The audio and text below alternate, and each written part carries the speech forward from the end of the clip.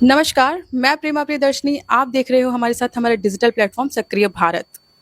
आज जो हमारे साथ गेस्ट जुड़े हैं वो किसी भी परिचय के मोहताज नहीं हैं, क्योंकि वो एक उम्दा कलाकार, बल्कि अभी मैंने जस्ट प्ले देखा मैम का। मैम ऑन कैमरा में बोलना चाहती हूँ, और सो मतलब आपने इतना बेस्ट किया है, मैं बता नहीं सकती। मैम, फर्स्टली मैं आपसे पूछना चाहती हूँ कि यही प्ले चूज क्यों किया आपने? ये प्ले बनाया गया है, वो ऐसे बना बनाया नहीं था ये। और इसको अभी 20 वर्ष हो गए मुझे परफॉर्म करते हुए। ये 21वां वर्ष शुरू हुआ है। 3 साल लगे काम करने, स्क्रिप्ट बनाने में और रिसर्च और स्क्रिप्ट और सब, और उसके बाद एक पूरा साल लगा उसका परफॉर्मेंस स्टाइल बनाने में कि कैसे करना चाहिए, किस बॉडी लैंग्वेज कैसी होनी चाहिए, क्या होना चाहिए। तो 4 साल वैसे ही लगा पूरे रिसर्च, स्क्रिप्टिंग, सब म्यूजिक कॉम्पोजिशन, सब कुछ। और रिसर्च में ही 3 साल लगे, फिर स्क्रिप्ट में आखिरी 6 महीने लगे, और उसके बाद 1 साल लगा फ्लोर पे एक एक जेस्चर तराशने में कि कैसे क्या करना है। मैम, बहुत मीनिंगफुल प्ले था। तो उसमें जैसे मैंने थोड़ा देख के समझ पाई कि जैसे फ्री सोल, बिल्कुल जैसे लड़कियां एक जीना चाहती हैं, जैसे ये इवेंट है वुमेन्स के लिए, वुमेन्स सशक्तिकरण के लिए। तो इससे मैं आपसे ये पूछना चाहती हूँ कि जैसे अभी मैंने स्टेज पे भी सुना था कि वुमेन सशक्तिकरण जो है वो सिर्फ एक विचार नहीं है, वो एक संकल्प है। इस पे आपके क्या विचार है? देखिए, मैं आपने कहा ना कि विमेन, लड़कियां फ्री होकर जीना चाहती है। मैं कहती हूँ हर इंसान जो पैदा होता है वो यही चाहता है। डेफिनेशन में बंध के जीना किसी को पसंद नहीं है, भले ही वो आदमी हो, औरत हो, कोई भी हो। क्योंकि जो आत्मा है वो चीजों से मुक्त रहना चाहती है। वो क्योंकि ललित का क्या है, आप उसे बांध नहीं सकते। आपका वो फेमिनिज्म है, फेमिनिस्ट है, वो फेमिनिज्म के बहुत आगे निकल चुकी है। आपको वही लिबरलिस्ट है, कोई लिस्ट विस्ट, ये सारे जो डेफिनेशंस है ललित के सामने छोटे पड़ जाते हैं, क्योंकि वो किसी के बनाए हुए डेफिनेशंस हैं। और ये डेफिनेशंस, ललित एक ऐसी शख्सियत है जो जिसे ना कोई समय, ना कोई धर्म, ना किसी एक डेफिनेशन में बांध सकता है। और इसीलिए वो इतनी प्रिय है सबकी, क्योंकि इस सब से परे जो हमारी आत्मा है उसको कोई डेफिनेशन समझ में नहीं आती है एक्चुअली। ये तो मैन मेड है ना, सब डेफिनेशंस हमारी इंसानों की बनी हुई। जैसे वो कहती हैं कि इस जीवन में, पिछले एक जीवन में वो कुत्ता थी, एक में वो घोड़ा थी, एक में औरत थी।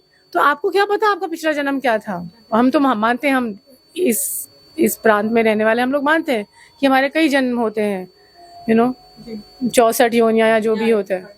तो फिर आपको क्या पता आप कौन से अगले जन्म में क्या बनेंगे, क्या थे? तो आप अभी से इतनी विचारधारा, इतनी, माने जो जिसे कहते हैं कि कट्टरपंथी क्यों बन जाते हैं, उसका कोई मतलब ही नहीं है। क्योंकि आप, पता चला आप अपने ही पैर पे कुल्हाड़ी मार रहे हैं अगले जन्म में। समझ रहे हैं आप? सो ये जो desire to be self realise, freedom का मतलब क्या होता है? ये नहीं कि आप कुछ भी कर लो।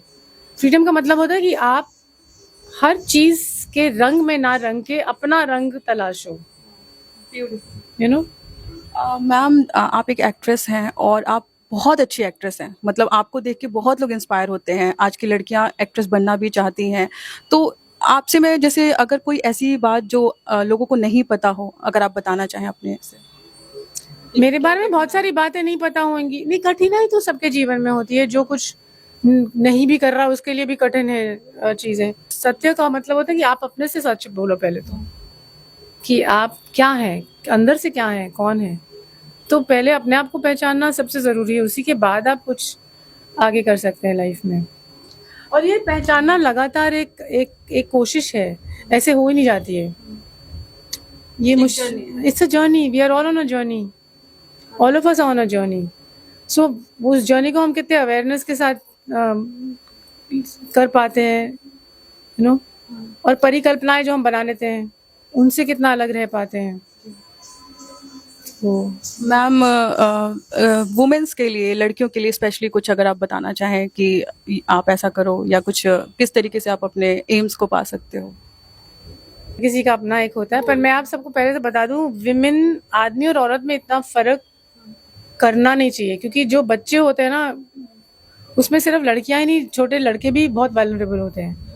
और हर शरीर जो है इंसान का, वो आधा हिस्सा आपका नारी है और आधा हिस्सा पुरुष है। और वो डीएनए भी ऐसे ही है।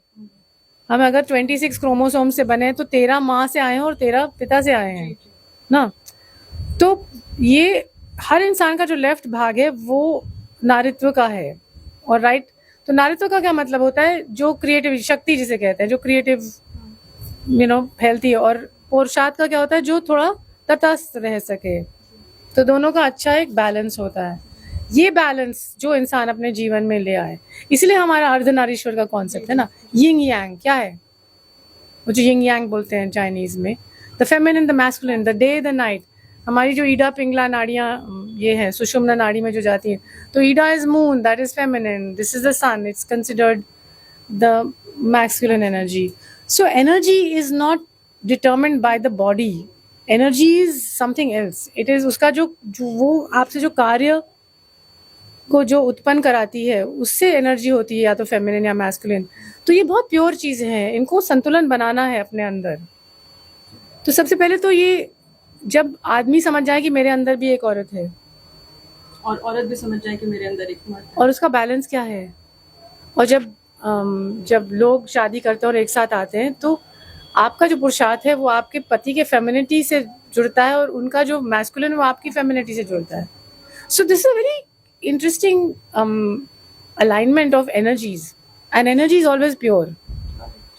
So I don't have, मुझे कोई संदेश नहीं देना, मुझे सिर्फ है कि जब आपके अंदर दोनों ही समाये हैं तो फिर आप उसे इतना अलग क्यों करते हो, फिर औरतों पे जुल्म क्यों, क्योंकि आप अपने अंदर की औरत को भी तो मार रहे हो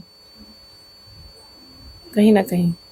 You understand? Yeah. So this balance, once it's understood, but for that you need people to self-realize.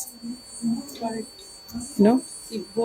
हाँ, जैसे ललित कहती कुसमारी तो कसमारन मारी कुछ समार।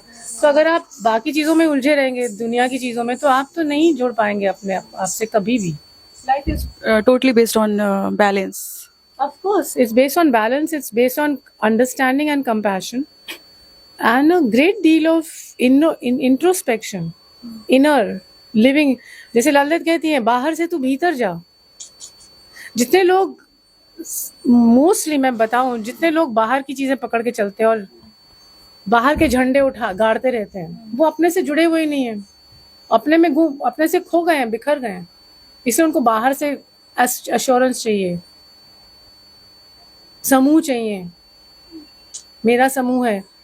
आप देखेंगे जितने महापुरुष हुए हैं, महापुरुष माने औरतें आदमी जो भी, उन्होंने कभी समूह की इच्छा ही नहीं रखी, क्योंकि सबको पता है कि हर इंसान में डिविनिटी है। तो जब इंसान अपनी अपनी डिविनिटी खोज लेते हैं तो वो सब एक दूसरे के प्रति उनके अंदर सहृदय भाव होगा ही। आपको समूह बनाने की जरूरत नहीं है, आपको बाहर बोर्ड लगाने की जरूरत नहीं कि आप इधर बिलोंग करते हैं, आप उधर बिलोंग करते हैं। पर मोस्टली लोग डरे हुए होते हैं, इसलिए उनको झुंड चाहिए। और बहुत जैसे आप प्योरली बता रहे हो, बहुत लोग बताते भी नहीं है क्योंकि उनको डर रहता है कि कहीं हमारे उस पर अटैक ना हो जाए। बहुत जो एक लेवल पे पहुंच चुके हैं, मेरा ऐसा मानना है, वो नहीं बताते इतना प्योरली। क्योंकि देखो यही है ना, जैसे ललित कहती है कि जो बेवकूफ है उसको ज्ञान देना मतलब हाथी को खरोचने के बराबर है। तो जो बहुत वाइज लोग होते हैं उनको समझ में आता है कि इसका अपना जर्नी है, ये अपने आप मर के गिर के पिट के किसी तरह अगर पहुंचा तो पहुंचा। किसी दूसरे के कर्म में आप ज्यादा इंटरफेयर भी नहीं कर सकते हैं। आप ज्यादा से ज्यादा जो कर सकते हैं उतना करिए, पर पूरी तरह, क्योंकि वो भी अपनी एक आत्मा है, उसका अपना कुछ होगा जो उसको सीखना है सबक। मैं तो बहुत सुनना चाहती हूँ और बहुत चीजें पूछना चाहती हूँ आपसे। आपने इतना इतनी डीप बातें आपने कहा कि मैं कुछ बताऊंगी नहीं, लेकिन फिर भी आपने इतनी डीप बातें बता गए ना कि अगर जनता कनेक्ट करके उस चीज से इंस्पायर होके सीख सके तो ये बहुत बड़ी बात है कि हम बाहर क्यों जा रहे हैं, खुद को खोजें। जी, खुद को खोजें। एंड मैम, मैं इसलिए नहीं कह रही कि मैं इंटरव्यू कर रही हूँ या समथिंग, बट लिटरली आप में जो एक ऑरा है, जो एक पॉजिटिविटी है, वो डेफिनेटली मैं रिक्वेस्ट करूंगी कि आप लोगों तक जरूर पहुंचाएं, क्योंकि you have the power.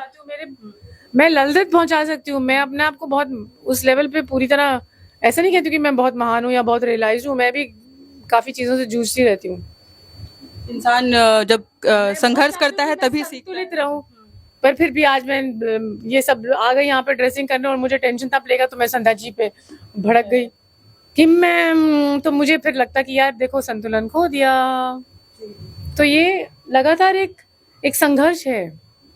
But एक चीज है कि आप उस चीज को रियलाइज भी कर रहे realize हो। तो हाँ, लगातार लगा रहे रियलाइज करके और उस पर वर्क करना, ये सबसे बड़ा मतलब learning is the best thing in the life. और वो आप बहुत अच्छे से बता रहे हो। 2-3 पॉइंट्स जो भी आपने बताए वो बहुत मीनिंगफुल है, एंड आई मतलब मैं डेफिनेटली इस चीज को बिलीव करती हूँ कि हमारी वुमेन्स हमारी जैसा कि आपने बताया, मैं आपके वर्ड्स को जो लोग ऑडियंस देख रहे हैं ना, ये भी एक अपने आप में है कि आप ना एक बैठ के एक जगह बैठ के देखना, सीखना, करना, यही बड़ी बात है कि आज की डेट में जिस तरह से भाग रही है जिंदगी, लोग फोन में डूब चुके हैं। हाँ, हाँ। बीच में सोशल मीडिया की वजह से बहुत सोशल influence मीडिया में इस कदर ये एक नशा कर लिया इन्होंने, मतलब, और अपने आप को बर्बादी की तरफ ले जा रहे हैं।